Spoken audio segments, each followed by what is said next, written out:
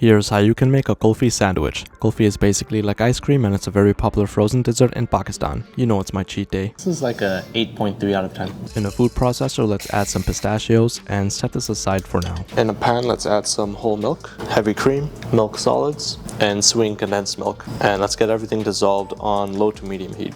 And now we can add our crushed pistachios and let this reduce on low to medium heat for about 45 minutes or a half an hour until it gets pretty thick. Alright, so first I'm going to add the milk into the pot with some vanilla. I'm going to let that come to a simmer. I'm going to add my egg yolks into a bowl and we're going to add the sugar and we're going to whisk it together. We're going to add the milk, about half of it, and we're going to pour that mixture back into the pot. And we're going to cook it until it coats the back of my spatula. So pour half of the kulfi mixture into your mold, and you can drizzle in some of your creme anglaise. Freeze this for at least 8 hours. Now let's make the macaroons. The ground almonds, icing sugar.